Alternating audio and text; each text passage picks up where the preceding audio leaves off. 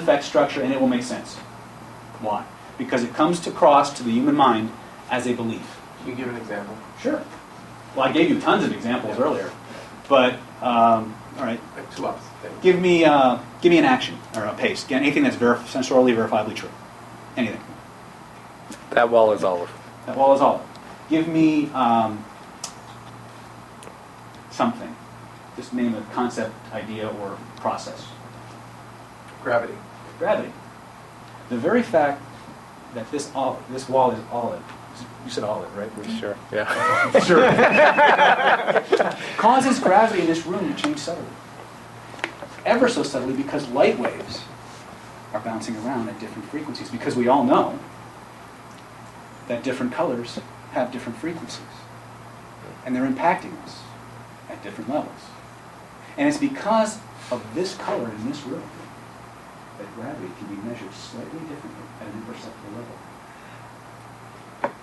Is the word because to connect? Okay. Thought I wasn't going to pull it off, did you? Yeah. That's a good one. Extreme example. Notice how quickly it started to make sense. Why? I started pacing things. I started pacing things that you knew from science class were true. Do different colors vibrate at specific frequencies? Yes. Are they bouncing around the room? Yes. You bet your ass. Are they impacting our bodies? Yes. And because of that, gravity affects us differently. Who knew? Now the logical people in the audience are going, you motherfucker, that doesn't work that way! Okay? Now, I'm kind of goading you here. Challenge me this, challenge me that. Yeah, Trust me. I was like fighting it because I go, that's not Sure. gravity. So I was like, that's... It's cool, I don't mind that. But is that something you have to look out for because you want to... No? That's not bad? Here's the 3 biggest reasons people don't use this stuff. They think it's unethical. You know why they think it's unethical? There's 2 reasons. One, either the person that was presenting it to them came across as kind of slimy. Okay? And there are individuals in this industry who portray this stuff as ways to get back at the system, to beat the system, blah, blah, blah. To take advantage of people. I'm going to suggest you don't do that. I'm going to suggest you adopt a very specific mindset when you use these skills. One that will cause you to behave with more fun, passion, and power and effect than any other mindset. And that is simply this: to move through the world using these skills to make people feel absolutely fantastic. Because the more you make people feel good using these skills, the more stuff they throw at you. They just start giving you things. Maybe you've had this experience. When you were growing up, was there somebody you met at a party, at school, at a class, that you just wanted to hang out with? And you found yourself coming up with all kinds of really stupid reasons just to have an excuse to hang out with that person? Be that person. Did you ever wind up offering to take them to the movies, maybe? Buy them a drink? Any reason at all to just hang out and spend time. You can be that person. Very, very easily. Just go around making people feel good. You know what happens when you make people feel good? They attract other people. You know what happens when you attract other people? It's something called social proof. You know what happens when you have social proof? You have authority. You have rapport. You have charisma. And you can always feel good about what you're doing. Because in the back of our minds is this little judge and jury. This goes back to the other thing. If you go through the world using, and you can use this stuff to take advantage of people. You can use this stuff to rob people blind. I saw a scary example from a seminar video the other day, and I was just floored. And we have time to talk about that. But if you go through the world using this stuff to hurt people, if you go through the world using this stuff to take advantage of people who are dealing in a situation that's not a win-win, it will haunt you. It will come back, and karma is a bitch. I know. There was a time in my life when I was known as Darth Snyder. I still haven't gotten rid of the black. It just makes me feel good. Okay?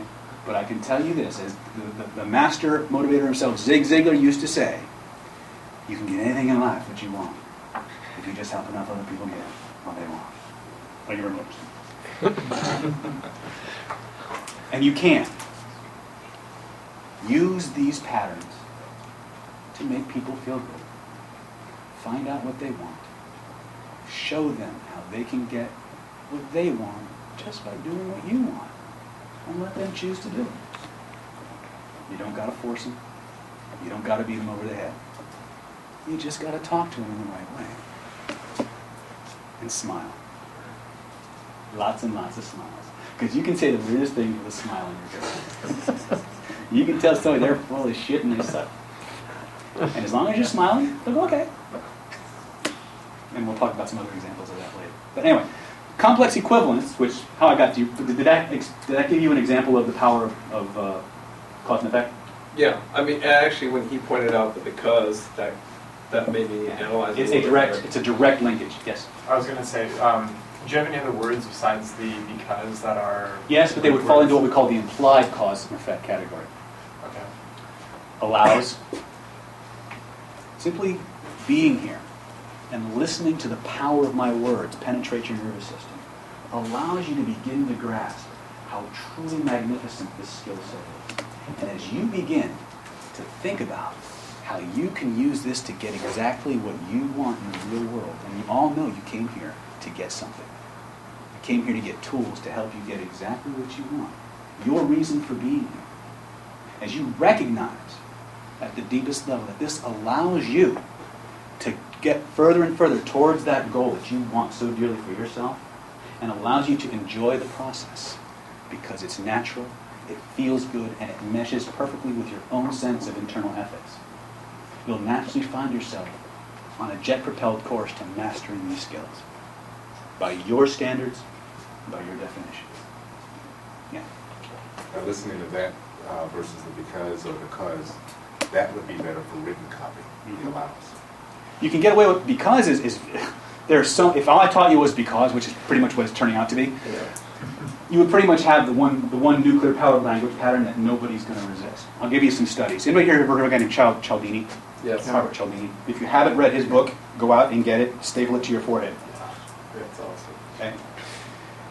Complex or cause and effect. They wanted to measure the power of because, or in marketing terms, they call it the reason why. The reason why I'm emailing you today is because my wife just gave birth and I'm so excited I'm giving a sale for the third time this month. And because it's the third time this month we're having delayed triplets, I'm giving you 20% off my already reduced price. They wanted to test just how far you could get away with that. So they picked a college campus, and some of you may know this study. I'm probably going to mangle the statistics badly, but you get the idea. And they waited till finals time, where everybody's lined up in the library or the copy center to use the copies, and they shut them all down except one. There's a line out the door. And so they had someone come in with a big handful of papers, and they go, hey, can I cut in line because I'm late and my paper's due, and can I cut in line? And they had and it was because they gave a reason. It was in the high 90s in terms of, or actually it was in the high 80s or low 90s in terms of people who let them cut to the head of the line to use the copier.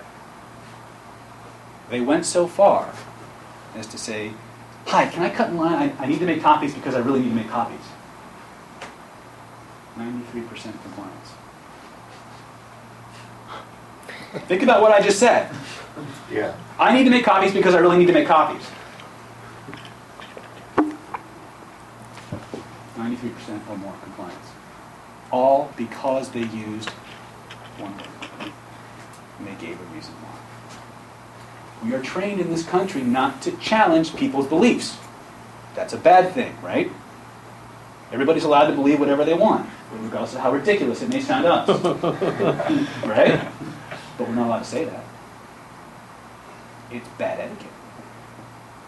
Take advantage of that social conditioning.